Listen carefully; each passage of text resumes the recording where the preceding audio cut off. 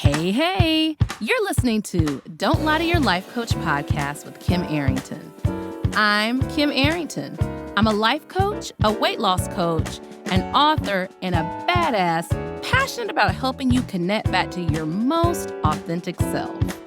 Join me here each week so I can coach you on how to think all those juicy thoughts that get you feeling your absolute best and taking some big ass action. Coaching has changed my life, and it can change your life too. I'm here to give you real life solutions to create a life you'll love. Because the truth is, boo, you ain't just got problems, you got options.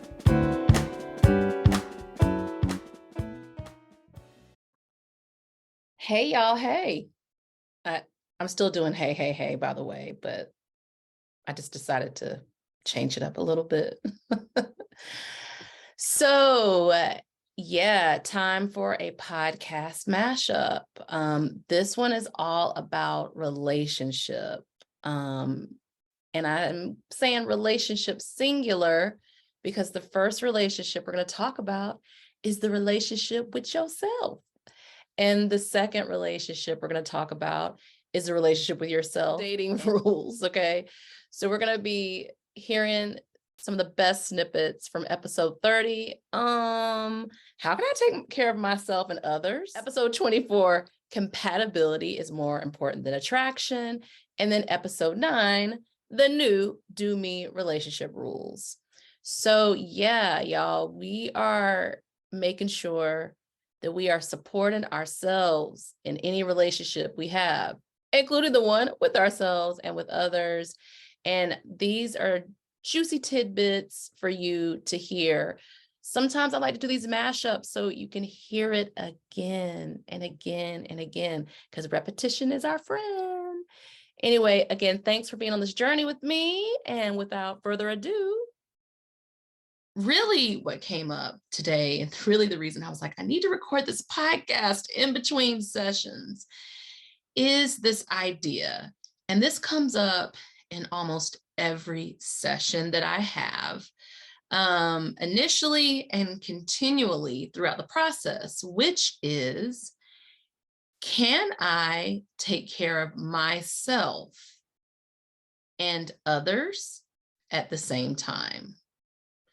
And usually it comes up because a person is trying very, very hard. I wanted to say hardly, very hard to take care of another person. And I wish I could tell you it was kids all the time, all the time. Generally, it is an adult trying to take care of another adult or adults. And they're feeling this tension. Because if I were to answer that question, can you take care of an adult, another adult, emotionally, physically, financially, spiritually, and yourself at the same time? What do y'all think the answer is? No. If you have a little one, can you exclusively take care of them financially, socially, emotionally, physically? The answer is no. Can you take care of yourself? And can you, in taking care of yourself, make a decision about who your inner circle is and who gets your time and your energy? Now, one caveat built in for kids, because if y'all try to come for me, did she say I can't take care of me and my kid at the same time? Yeah. You can take care of a toddler. You can take care of an infant. But as a kid gets to 3 and 4, my kid was loving learning how to make up his bed. He was loving, I never made lunches. I supervised when 75 juice boxes tried to get put in the lunch and said, that's not going to happen. What about your juice boxes for the next day? So many of us, my favorite thing to say is this could definitely be another podcast episode. So many of us have decided how to take care of our kids, and our kids don't need that.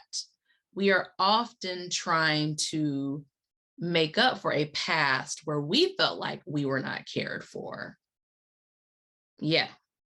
It's a big question to ask yourself. When I have a client who's angry and upset and feels like they can't mother anymore, I start to throw out some things to them and ask, why are they making their kids lunch? Why are they feeling like they had to sit for hours and do homework? Why? Do you have some money to throw at the situation? You threw some money at coaching. You got some money to throw at this. Like, part of our ability to enjoy ourselves is if we feel like we are the vessel with a mothership that is making all the other ships go. So no, you can guide your kids. You can provide a roof that, goes over their head. You can teach them how to care for themselves and do all these things. But at the same time, your kid has their own will, their own nervous system, their own processing. And if you make your self-esteem based off of their accolades, what they don't do, the trouble they get into, then you aren't taking care of them, and you're also not taking care of you either. It's a double-edged sword with humanity. We care about these people. Hey, we even make some of these people, and we still have to prioritize our own care. Yes. So now I'm going to play devil's advocate. Can you find the blend of life where you care for yourself and where you give care and guidance to others? Absolutely. You can find that. But, and it's the most cliche, the oldest adage we hear all the time when we get on the plane: make sure you put your oxygen mask on first. Yeah. So it's this idea that so many women carry with themselves. It's like they decide, and I will also say all communities care with themselves, but I'm just going to speak first as a woman, and all the patriarchal bullshit that's put on women to be, to work, to come home and work even more. Yeah. So if you think about it, part of the problem that women get into, part of the reason why people come and see me, and I'll even say yesterday in a session, at the end of the session, my client says to me, so I got a thing to ask you about. And I'm like, okay. Like, I physically need an hour to myself, but my kids knock on the bathroom door and my husband interrupts me, and I literally said to her, it's time for you to train those kids up in what it means for you to get me time and what it will ultimately mean for them to get me time. Like, my children, stepkids, knew that I was having me time, and I needed a lot of it to be able to come and be present with them. And when I didn't have it, I was not easy to be around. I wasn't easy for me to be around, let alone like I felt they could feel kind of my tension of not having taken care of myself.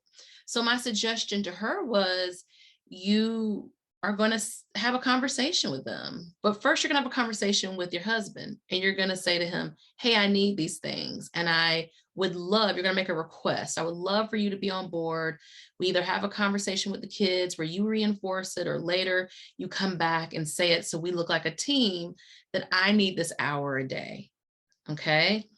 Then I said, you're going to sit down and you're going to talk to the kids, and you're going to say, hey, I'm going to take this time. It helps me to, she's going to be going back to school, so she'll be able to do her work, just to be with herself. And then I can come and be present with you all. And we can also pattern behavior to our kids. So you can say, maybe during the day, you'll pick a time where you're like, I need 30 minutes of me time. Like, I used to say that to my kids. They did not have to come right home right away and start homework. They'd have a snack, and then I'd be like, hey, you need some you time? Go ahead and take it. they take it and then they be ready for homework or whatever else. Occasionally that didn't happen, but overall, that was me patterning to them. They needed me time. And occasionally, my son would say, hey, I'm just going to take some time for me. And I'd be like, cool, great. I get that. Now, when they had all their time and then they wanted more me time, which actually my kids did not abuse, right? Was that a thing? No, I could also set boundaries. Hey, after this me time, this needs to be done and this needs to be done. And they were like, I was like, I feel like it's a good arrangement for you to get your time. You're getting your time in advance, but then we're going to go back to you actually, doing your thing. So that's what I'm saying. What I want y'all to think about right now are some ways for you to get free.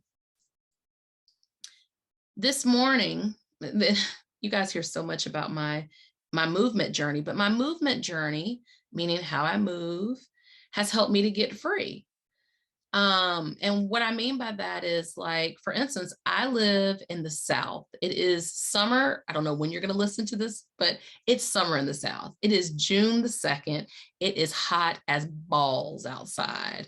I'm talking basketballs. Okay. It's hot. And someone just said hot as balls the other day, and I just thought it was hilarious. Okay. So right now, let me look at my phone. I'm going to tell y'all what degrees it is. And my listeners in Texas are going to be like, hold my beer. It's not, it's nothing. It's humid heat here in North Carolina. So it's 92 degrees. It's 92 degrees outside. I physically live in a neighborhood that gets a ton of sun. I cannot walk outside during this time. So I wake up at 5:30. I'm out the door by 6:15 or 6:30, whether I'm running, whether I'm walking, and I'm outside for about 45 minutes to an hour. This morning, it was beautiful. It was 70 some degrees. The sun was not out. Usually the sun is out by that time. And I was literally walking around the neighborhood thinking, like, this is how I get free. I got free because I could do this later in the winter and in the fall, and in the spring. It's really hitting towards summer now. It ain't summer yet, but I know that June, July, August, and part of September, I will have to get up earlier. And then October, I'll be so happy because it'll be cool again. In November, December, I love cool weather to exercise in outside. But here's my compromise. Me walking that neighborhood helps me to get free. When I am free, I can show up for you all. Well, first of all, no, I can show up for me. I can show up for you all. I can show up for clients. I can show up for my family, friends, when I want to, because I don't always want to show up. Sometimes y'all got to show up for yourself. You got to get a rain check from me, which is another way for me to have a boundary and take care of myself. And I recommend that for you. So what I want you to do is, not if you're driving, you could pause, you can talk to your phone, you can do whatever. I want you to think about a list of how you get free, and it can't do with anyone else. The only exception is if it's body work or something like that. So like yesterday, I got Robin, I love you, girl. I told Robin after my massage yesterday, I was like, you have never given anyone a better massage than this. And she just laughed. So my body work, my massage was me getting free. Me getting a facial is me getting free. I love clothes, y'all. Me putting on a pretty dress and me buying a dress, I get free. Me having money that I made put into my savings account, I get free. So like, how do you get free? Me about to take samba lessons is how I get free.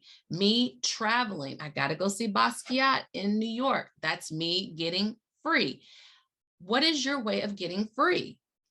Like, it's a decision you make and you put action to it, and then you get free.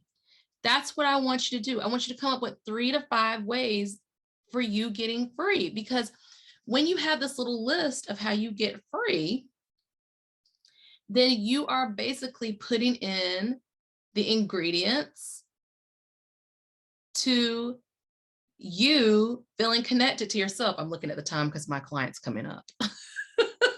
You're getting connected to yourself. It's that easy. And then you have to put action behind this. We are going to talk today all about something that I hear all the time. I hear it from the ladies. I hear it from the fellas. I hear it from my gender nonconforming folks. I hear this, and it is a trap. Y'all, it's got you fucked up, and I'm here to help you out. So whenever I hear people talking about wanting to have a relationship, there's these two damned words that I constantly hear coming from them. Now, they're synonyms. Remember synonyms? Synonyms, same. They are two of the words that mean the same. And those words are, I just don't feel any chemistry. The attraction isn't there. Attraction and chemistry got you fucked up, y'all. So today we're going to talk all about what attraction is, what attraction ain't, and how it's making your love life actually harder. So let's chop it up. All right. So first of all, it is, I've said this before, universally what I hear from everybody. When they cannot find the love that they want, they automatically say, well, yeah, I know he's got a good job, but he's short. Yeah, I know he calls me every time he's going to call. He says he's going to call me. He, on the end of a date, he asked me on another date, but he's too short and I'm just not attracted to him. Or, you know, they seem like they're always saying the right things. There's no spark. There's no drama. There's just no, you know, she always is asking me how my day was. I don't always want to talk about how my day was. Yeah. Attraction is simply a chemical reaction that happens inside of us, okay? And there are a lot of ways to look at it. Let's look at it from your subconscious first. That subconscious is that part of yourself that acts. Think of it as the recorder that's recording all, it's always listening. It records all your life experiences, every conversation, every thought, everything that happens. Y'all remember when the schoolyard bully took the ball from you? And what it's always doing is trying to protect you, trying to find a way to prevent pain. The unfortunate part is so much of our attraction is based on that subconscious conditioning. I know y'all gonna be like, oh, she's Dr. Arrington right now. It does have a nice ring. No, it's subconscious conditioning. And that subconscious conditioning is all based off of preventing pain. But your subconscious plays tricks on you. So sometimes when the subconscious tries to prevent pain, it wants to bring you back into what is familiar, what you know. Because remember, your subconscious part of your brain is saying like, hey, what we know is what we know. The unknown is the most frightening thing. So if you grew up in a house where it was dysfunction, if you grew up never seeing people love, talk to each other, you will subconsciously attract that exact same thing to you. And you'll say things like, I don't know what it is about him. Your girlfriends, they don't know what it is about him either. I don't know what it is about him, but I just can't let go. It's like a magnet. And if you are feeling that magnet feeling, I can tell you with 100% certainty, that is something in your subconscious responding. That magnet, that kind of uncontrollable ability to say yes and no, that's probably your subconscious. So what your subconscious will do is it will bring you in the same situations over and over because it's like team familiar, familiar, familiar for familiar. Like that's what we want. Instead, you keep telling your friends that I don't know why I keep dating the same guy. I remember when one of my friends was like, girl, you date the same guy. And let me tell you what that guy was that I used to date. He was never emotionally available. He could not express his feelings about himself and certainly not about me. He always had a foot out the door.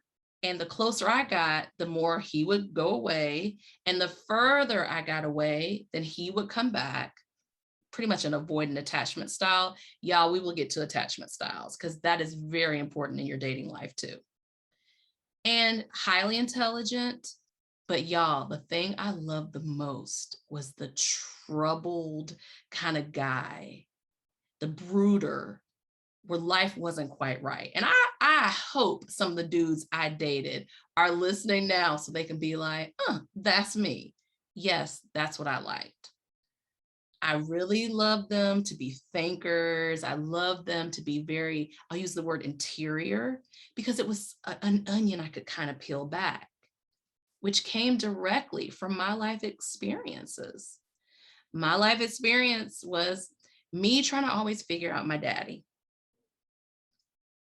My dad was highly intelligent, very charismatic, all of those things. And that's what I attracted over and over and over. So take a minute.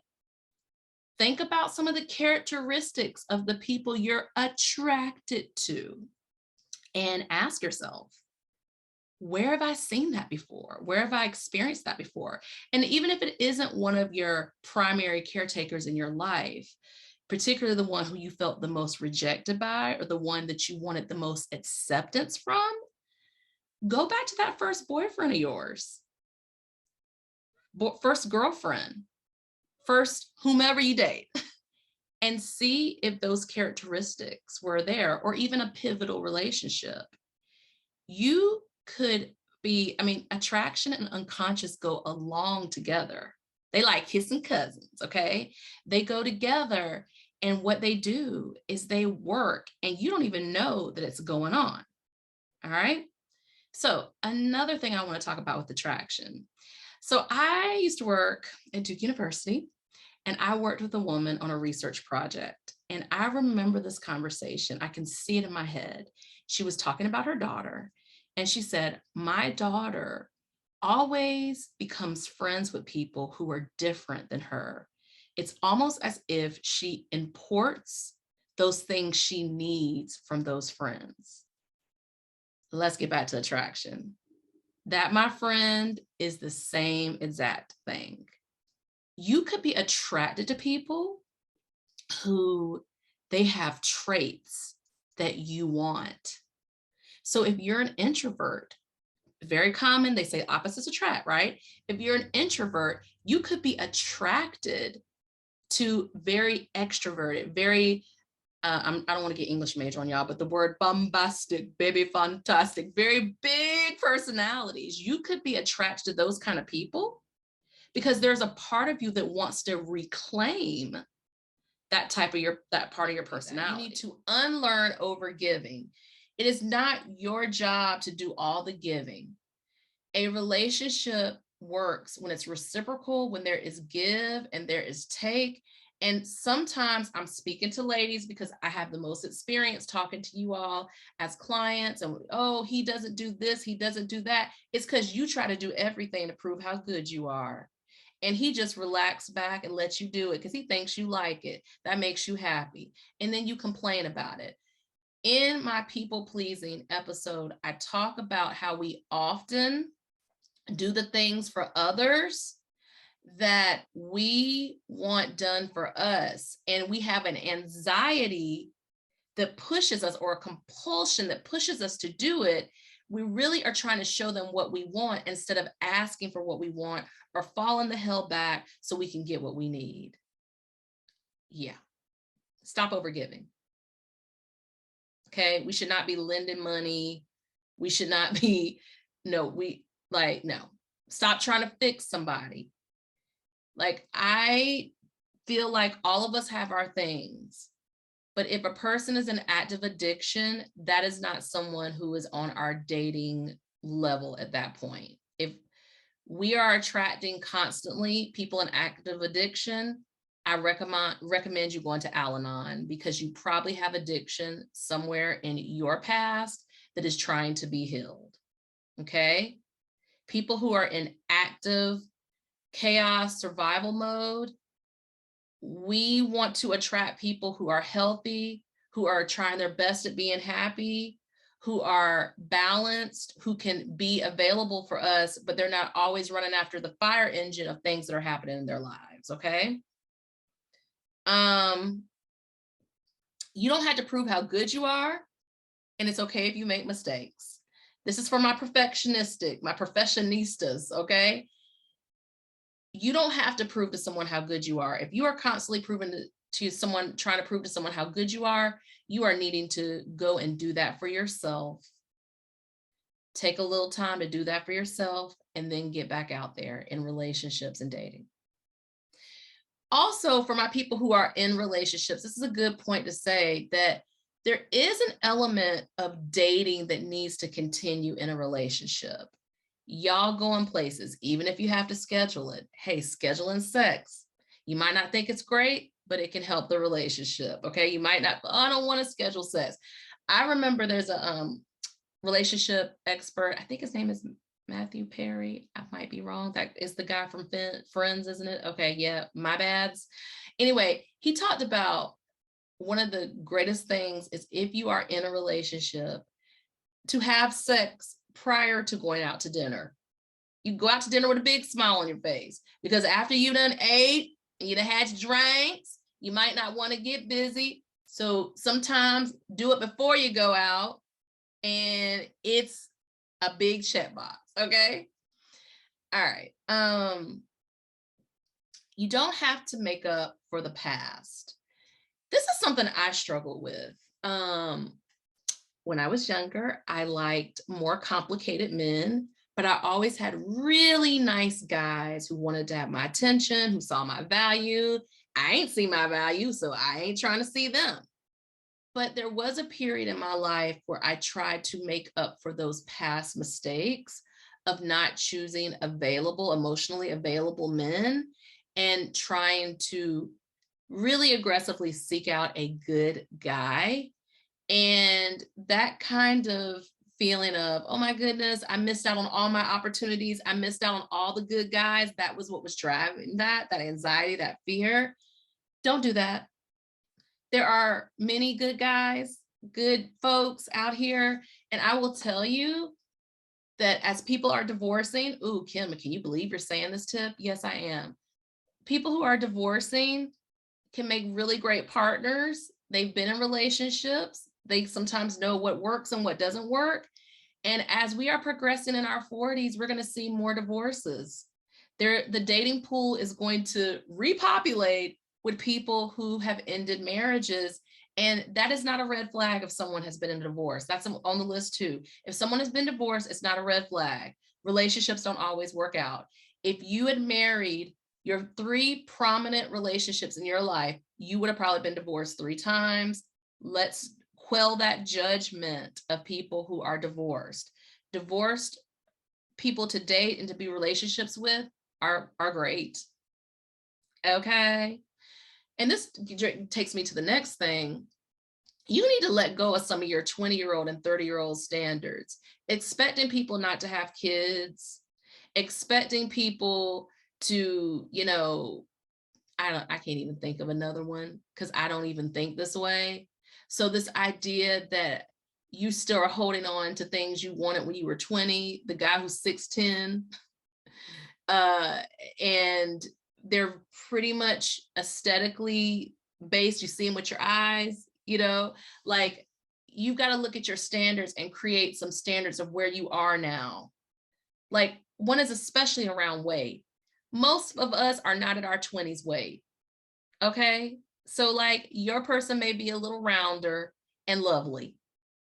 That's fantastic. Okay. forgetting about yourself when you get into a relationship. Please do not make it about this other person. It makes you attractive when you have an air of mystery. It makes you attractive when, you have a life. You're busy enough where you aren't always answering the phone. You aren't always available. And y'all, there are a ton of experts out here on Instagram and on YouTube. If you type in dating tips and high value, like women, men, I'm gonna step away from our recently departed person who spoke a lot about that. There are some other resources out there that are more fitting to me, but like, learn to research some of these things. Like, if you haven't been, especially if you were in a relationship or you hadn't dated recently, go and do a little research. Don't let it create anxiety. Just know that you're going to still continually be learning. Also, when you start dating someone and you like them too soon, it's a little bit of a recipe for disaster. Let your like equate to how they show up for you. That's a new skill for some of us, is to like the person who shows up for us. Give yourself patience and time to make those changes, okay? And don't forget about yourself. Don't forget about that you do Tuesday tennis and you go out with your girlfriends every third Saturday. Don't be canceling all your stuff, canceling your whole life because you meet a person you like. Keep that life and they will adjust and they will make time. Let them make time for you, okay? And I already said that. Don't think the person you like so much is the only person you will be with. There are 8 billion people out here. Yeah. Here's one thing though. I will say there's a fine line between, it's thinking you don't need a plan. I do think there is a way to plan being in relationships. I worked with a client on this when she was dating, like some of the things that she wanted to experience. Like, she wanted a man, she was financially secure. She wanted a man who was also financially secure. We had to work through that was okay for her to want that. Like, being honest about what you want. Someone who eventually wants to get married. You may not find that on the first or third or 10th date, but a person who doesn't want to get married, but you want to get married, or a person who wants to have kids, you don't want to have kids. Those are some things that we can't negotiate through, and it's okay for that relationship not to go further.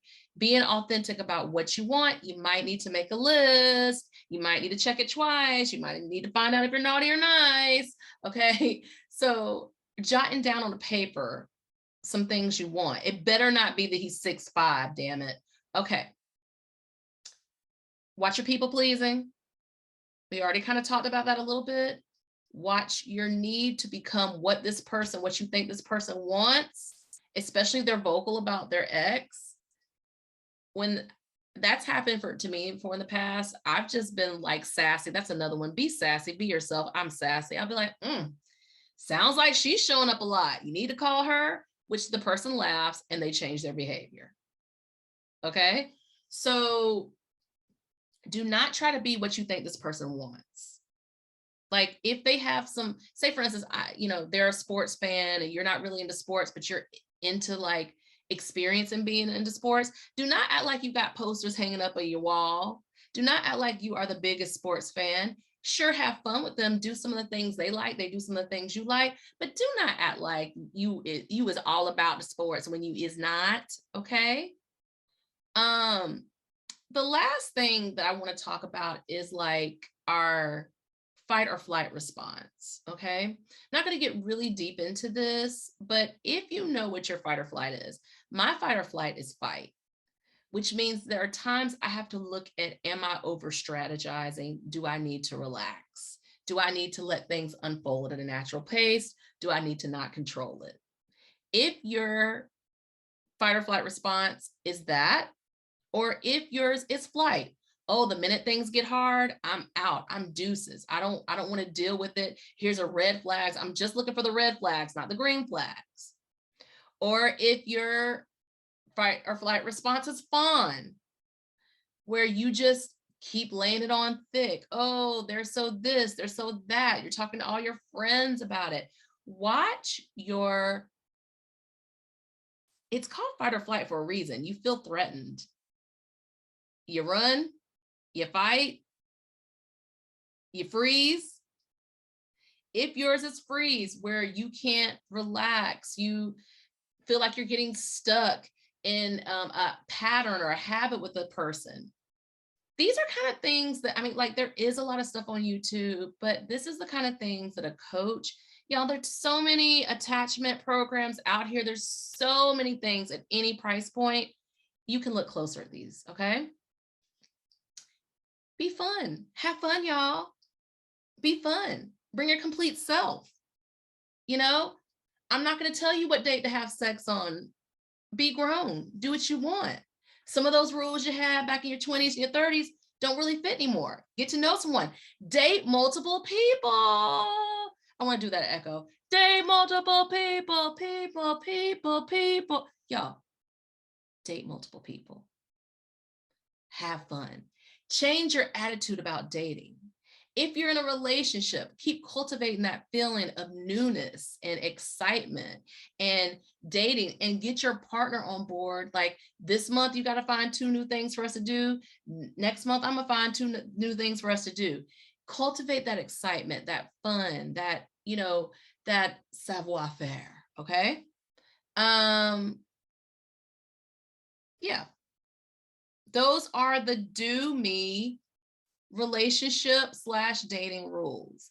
And I hope folks who are partnered listen to this, because so much of the fun does not have to leave once the dating is over. You have to keep cultivating that. Now, if there are some relationship things that have happened, if you feel like you've betrayed yourself a lot, if you feel like you have been betrayed, that's when you come to me and we work through it, and we, you know, look at if this relationship is viable for you to continue. I do believe that most relationships with 2 people who are attempting to be healthy, however, stuff from childhood and traumas come up, that when that's processed, I see it all the time, it can turn around. However, there are some relationships that are not meant to continue. They just aren't. And we really probably should stop basing our success of a relationship if it continues, because we all know relationships that are continuing that are not, neither one of the people are happy. There's no happiness, ain't even in like the zip code. Okay. And we all know people who were unhappy, who did the work. That's really important. Both of them did the work, and they were able to change their relationship. Success is not about if the relationship continues. Success sometimes can be that a relationship ended, but we knew that it was time for it to end. Success can be that our relationship came back from the brink of death, and we were able to rediscover and create intimacy and end up loving each other even more. So success in a relationship needs to be based off of not just if the relationship continues, but are you able to be yourself? Are you able to show up authentically? Are you able to have fun? And if you're not, what do you want to do next? Talk to your partner, figure out where they are. Do you need to bring in a therapist? Do you need to bring in a coach? There are people who coach couples. Do you need to bring in, you need to think about those next steps. Okay. So those are the do me rules. We're going to keep talking about relationships. I just got to put this one last thing in here. Making sure your opinion, your feelings, your thoughts are valid and they matter. Even in this, sitting down and paper planning what you want, journaling, talking to your girlfriends, deciding your attitude about dating and being in a relationship is going to change. Talk to people who are in relationships that appear to be good. They sometimes have wisdom they can share. Okay. All right, y'all. See you next week. Can't wait. Bye. Are you feeling what you just heard? Good, good. Repeat after me. You don't have to figure it out on your own again anymore. I'm here to help. head over to kimarrington.com and download my free video series dedicated to getting you feeling your best right now. Look around, there's some good stuff waiting on you. Got questions? Well, we're always talking on the socials, so find me on YouTube, Insta, and the book. Don't be shy, y'all. Go listen to another episode or join me here the same time next week. Finally, don't keep good shit to yourself. Share this with a homie that could use some help too. Remember, we're not lying to ourselves anymore. We're not lying to our doctors, and you damn sure don't lie to your life.